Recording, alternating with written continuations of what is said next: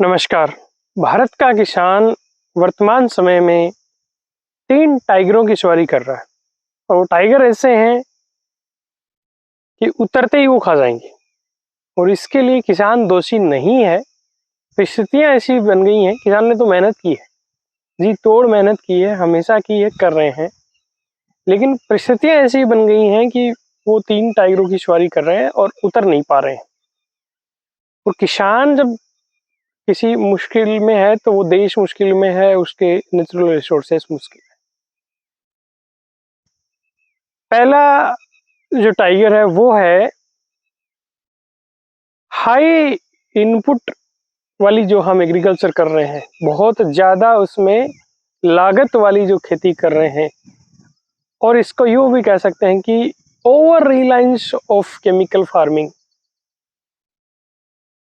Chemical farming पे ज़रूरत से ज़्यादा भरोसा। ये ऐसा टाइगर है कि जिस हिसाब से हम जितना केमिकल, चाहे वो पेस्टिसाइड हो चाहे वो फर्टिलाइजर हो, वो इस्तेमाल करके खेती कर रहे हैं, उससे यदि उतर गए, वो मतलब बंद किया अचानक से, तो वो टाइगर खा जाएगा। प्रोडक्शन डाउन, और डाउन प्रोडक्शन एकदम डाउन, तो फिर वो टाइगर खाए जैसा ही है। क्या है सॉल्यूशन? अब इसमें कई बार किसान पूछता है कि साहब मैं सोयाबीन कर रहा हूँ, मक्का कर लूँ क्या? मक्का फायदेमंद है। मैं सोयाबीन कर रहा हूँ, मैं धान कर लूँ क्या? धान फायदेमंद है। उड़द कर लूँ क्या? मूंग कर लूँ क्या? ये लगभग एक जैसे ही टाइगर हैं। पहले सोयाबीन भी ठीक था, जब ये सोयाबीन बच्चा था हमारे यहाँ आ ही रहा था, आया ही था, शुरू के सालों में तो बहुत बढ़िया था, कंटिन्यू हमने इसको करते रहे, हम इसको, तो अब गड़बड़े स्टार्ट हो गई और भयंकर गड़बड़ स्टार्ट हो गई। मतलब सोयाबीन बहुत ही बुरे दौर में कह सकते हो कि जिसमें इतनी वीड की प्रॉब्लम है, और अभी रिसेंटली पिछले 2-4 साल में तो फंगल डिजीजेज की प्रॉब्लम है। तो ऐसे में हमें लग रहा है कि हम मेज मक्का पे जा सकते हैं। और मैं बता रहा हूँ कि मक्का जैसी नई फसल में आप शुरू में जाओगे तो कुछ सालों में आपको फायदा मिलेगा, क्योंकि अभी हमारा जो यील्ड पोटेंशियल है मक्का में बहुत कम है, और हम per hectare 100-125 quintal per hectare मक्का पे जा सकते हैं, प्रोडक्शन ले सकते हैं। यानी 1 हेक्टर में 2-2.25 लाख रुपए की मक्का पैदा कर सकते हैं, और उसका जो आप खर्चा निकाल के भी आप मतलब ठीक ठाक रिटर्न उससे मक्का से ले सकते हैं कुछ सालों में। लेकिन कंटिन्यू मक्का यदि करेंगे तो फिर वही, ये और भयंकर टाइगर बन जाएगा मक्का तो। धान, और जहाँ बहुत लंबे समय से हो रहा है वहाँ तो एक बड़ा टाइगर है, वो तो खूब खर्चा करवा रहा है। तो कहने का मतलब ये कि हम, जैसे मैं एग्रोनॉमिस्ट हूँ तो फील्ड क्रॉप्स करनी है हमें, लेकिन यदि हम छोटे किसान हैं तो हम सोचें कि ये फील्ड क्रॉप छोड़ दूँ, फील्ड क्रॉप समझ रहे हो, ये मोटी फसलें, ये फील्ड क्रॉप छोड़ दूँ, दूसरी पकड़ लूँ, उसमें कुछ बहुत तगड़ा हो जाने वाला है। मेरे ख्याल से हमें जो फील्ड क्रॉप्स, जो छोटा किसान है उसको फील्ड क्रॉप की बजाय इस टाइगर से थोड़ा सा एकदम से ना उतरे, थोड़ा सा शिफ्ट करें और हम हाई वैल्यू क्रॉप में जाएं हमारे एरिया को देखकर। या तो हाई वैल्यू क्रॉप, या जो एग्रीकल्चर से जुड़े हुए काम धंधे हैं उसको पकड़ लें। हाई वैल्यू क्रॉप क्या हो सकती है? जैसे हम मतलब शहर के आसपास हैं तो सब्जियों की खेती हो सकती है, स्पेशली ऑफ सीजन, या मतलब आप बगीचे पे जा सकते हो यदि आपके पास ठीक ठाक मार्केटिंग है। तो ऐसा नहीं कि कहीं से सुना बिल लगा लो, या मतलब वो अमरूद लगा दो, या थाई एप्पल लगा लो, या वो लगा लो, सुना और हमने लगा दिया। नहीं, हमारी परिस्थिति में क्या फिट बैठ रहा है, हम किसको बेच पाएंगे, उन सबको देखते हुए। वीडियो कहीं से देखा, हाँ पपीता की खेती बहुत फायदेमंद है, बिल्कुल है, पपीता ही फायदेमंद है, लेकिन क्या हम कर पाएंगे? वो सब परिस्थितियां एनालिसिस करके उसके बाद में हम किसी हॉर्टिकल्चर क्रॉप में घुस सकते हैं, छोटे किसान है तो, या एग्रीकल्चर से जुड़े हुए काम धंधे, मार्केट और जो प्राकृतिक रिसोर्सेज हैं हमारे पास उपलब्ध, वो और लेबर सब अवेलेबिलिटी देख के हम बकरी पे जा सकते हैं, हम पोल्ट्री पे जा सकते हैं, हम डेयरी पे जा सकते हैं, हम प्रोसेसिंग पे जा सकते हैं। प्रोसेसिंग किसान तो करता ही नहीं करता, और कोई है किसान से बेहतर कौन प्रोसेसिंग कर पाएगा? पर हम तो नहीं करते। ये कहना आसान है, इन चीजों को करना मुश्किल है, लेकिन की जा सकती है, कुछ लोग कर रहे हैं, और हम में से ही कुछ लोग कर रहे हैं। तो फील्ड क्रॉप्स, एक फील्ड क्रॉप छोड़ के दूसरी फील्ड क्रॉप पे छोटा किसान जा रहा है तो ये कोई बहुत बड़ी तीर मारने वाली बात नहीं है। इसमें हमें हाई वैल्यू क्रॉप या खेती से जुड़े हुए और किसी व्यवसाय पे जाना पड़ेगा। धीरे धीरे ही निकल लो आप।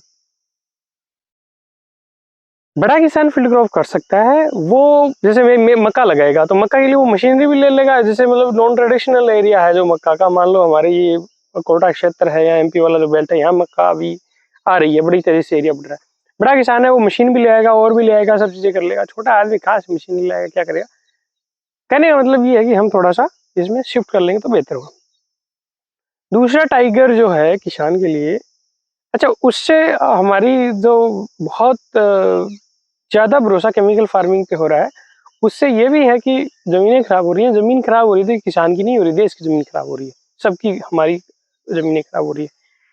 तो इसलिए यदि फील्ड क्रॉप में भी आपको रहना है तो भी हम थोड़ी सी इंटीग्रेटेड अप्रोच पे तो एटलीस्ट रहें, कि सिर्फ केमिकल सॉल्यूशन नहीं है किसी चीज का। जैसे हम देखिए, पौधों को आप खुद समझ के ट्रीट करें। क्या हम सिर्फ केमिकल से जिंदा रह सकते हैं? सिर्फ केमिकल से नहीं, हम भी कोई भीगे हुए अनाज खाते हैं, कोई रोटी खाते हैं, आपकी सब्जी खाते होंगे, सलाद खाते होंगे, फ्रूट खाते होंगे, दूध पीते होंगे, मांस मछली खाते होंगे, तब हमारा काम चलता है कि सिर्फ दवाओं से थोड़ी चल रहा है।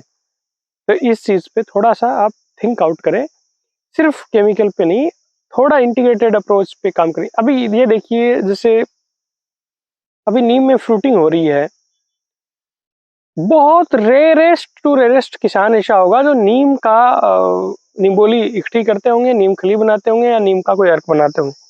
अभी आगे आपका खरीफ का सीजन आ रहा है और उसमें एक आप प्रिवेंटिव में स्प्रे करते हैं कीटनाशक में, क्या उसमें नीम वीम का, आक का, धतूरा का एक बिना कीड़ा आए अपन स्प्रे करते हैं। उसमें ये नहीं कर सकते कि कीड़ा आए ही नहीं, उस पर हम 20-25 दिन पे जो स्प्रे करते हैं कीटनाशक का, उसमें ये नहीं चल सकता क्या? और ये जैसे इवन ये होता है कि नीम बहुत आसानी से हमारी अवेलेबल है, नीम की निमोली अवेलेबल है, लेकिन वो नीम खली हम है वो मार्केट से खरीदते हैं। मार्केट में किसान से बेहतर बनाई हुई नीम खली आ सकती है, उसका पूरा तेल एक्सट्रैक्ट रहता है, पता नहीं क्या कचरा कुचरा कहाँ से इकट्ठा करके क्या नीम खली बनाते हैं। हमसे बेहतर कोई बना सकता है? थोड़ा इस चीज पे सोचे। दूसरा बड़ा जो टाइगर है वो है पेस्टिसाइड की विक्रेता, दुकान वाले। इन पे हमारी उधारी है और इनकी हम सवारी कर रहे हैं, इनको हम छोड़ नहीं सकते, छोड़ते ही खा जाएगा। उधारी इतनी है जिसकी फसल आने पे ही वो चुकती है, बाकी सब उधार में है। अगले का उधार में है तो वो उसकी कॉस्ट हम पूछते नहीं क्या रेट है, ना बार्गेनिंग कर पाते हैं, उसको कहते हैं कि अक्स फसल की दवा दे दे, वो पूरा दे देता है सिस्टम, और अपना पूरा मार्जिन और 2-3-4 जो भी रुपए सैकड़ा लगा लोगों के, क्योंकि पता है 12 महीने में पैसा आना, और वो भी गलत नहीं है वो अगला, क्योंकि वो उसने भी कहीं से ब्याज पे पैसे ले रखे हैं, और फिर आदमी के थोड़ा लालच भी आ जाता है कि कमा लूं। तो इसलिए इस चीज पे हम ध्यान दें कि हम इस टाइगर से कैसे उतर सकते हैं या इस टाइगर को कैसे कंट्रोल रख सकते हैं, इस चीज पे ध्यान दें। इसको मैं आगे कवर करूंगा। तीसरा जो टाइगर है, और वो उस पे यदि आप लंबे समय से सवारी कर रहे हैं तो उससे तो उतरना बहुत मुश्किल है, और उस पे सवारी कर रहे हैं तो हम अपने आप को क्या कहते हैं, हाली कह सकते हैं, बंधुआ मजदूर कह सकते हैं। वो आड़तिया, यदि आड़तिया से हमने पैसा हमारा लेन देन है और लंबे समय से चल रहा है, मतलब क्लियर नहीं होता है, चलता आ रहा है, कुछ कुछ डिस्ट्रिक्ट में बहुत अच्छी एग्रीकल्चर होती है, वहाँ इनका बहुत तगड़ा सेटअप रहता है, और किसान के ये है कि वो फसल आएगी, वहाँ पटक के आएगा, चलता रहेगा, और उसका अगले ने इन्वेस्टमेंट कर रखा है, वो आपका 2% तो 2 रुपये सैकड़ा लेता है, फिर उस पर आपकी अनाज में भी कमीशन और सब करके उसका तो चकाचक है मामला, पर हमारी हालत खराब है। दवा विक्रेता वाले टाइगर और अड़तिये वाले दोनों टाइगरों से उतरने के लिए या उसको कंट्रोल में रखने के लिए हमें किसान क्रेडिट कार्ड की सुविधा दी है, केसीसी की सुविधा दी हुई है। हम एक साथ तो केसीसी यदि हमने ले रखी है तो पूरी नहीं चुकता होगी, लेकिन थोड़ी इसको चुकता करें, और एटलीस्ट इससे उसको यदि 20-25% भी उसमें केसीसी में यदि हम जगह रख पाए, स्पेस उसमें बना लें, तो वो एटलीस्ट इन दवा विक्रेता को तो थोड़ा केस पे पैसा दे के काम हो जाए। वो दवा विक्रेता वाले भी खुश हैं, वो भी रोते रहते हैं उधारी के चक्कर में, तो वो भी खुश हैं वो, और हम एक प्रॉपर रेट पे उनसे चीजें ले पाएंगे। और दूसरा, जो बहुत सारे लोन के ऐसे सिस्टम होते हैं, जैसे केसीसी तो आपका होगा, इसके अलावा आपका एनिमल केसीसी मिलता है, या एग्रीकल्चर का यदि आप और कोई काम धंधा स्टार्ट करो एग्रीकल्चर से रिलेटेड, तो कुछ-कुछ बैंक फंडिंग करते हैं। तो हम थोड़ा-सा जागरूक होके किसी अच्छे आदमी से लाइज़निंग बिठा के मुश्किल है बैंक से ऐसे लोन लेना, उन आड़तियों से अपन थोड़ी-सी दूरी बनाएँ, वो पैसा हम चुकता करें। लोन के कई तरीके ऐसे हैं, लेकिन प्रॉब्लम ये है कि बैंक लोन तब दे कि बैंक को भरोसा हो जाए। आपको बैंक इसलिए घुमाता है कि उसको ऐसा लगता है यार वो ऐसा ही कहेगा मेरे पास टाइम नहीं है, ये है, वो है। उसका मोटा-मोटा रीज़न ये रहता है कि उसको लगता है कि ये आदमी चुका पाएगा कि नहीं चुका पाएगा। वो गवर्नमेंट में यदि नौकरी लगी है, चपरासी है और कोई उसकी जानकारी नहीं है, उसको लोन दे देते हैं। एक किसान है जिसका अच्छा होल्डिंग है, उसको भी बैंक लोन नहीं देता क्योंकि वो सिक्योर नहीं मानता है। गवर्नमेंट वाले पता है शेयर ही दे देगा।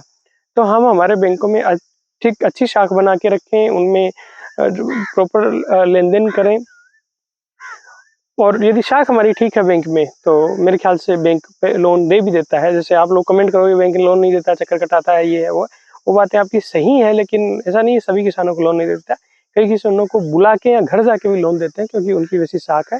और छोटे किसान को भी मिल सकता है यदि और कोई काम धंधा करे, लेकिन वो उसको उसकी एक अच्छी ब्रांड वैल्यू हो आदमी की। भाई बैंक को तो इतना चाहिए कि ये आदमी चुका देगा पैसा।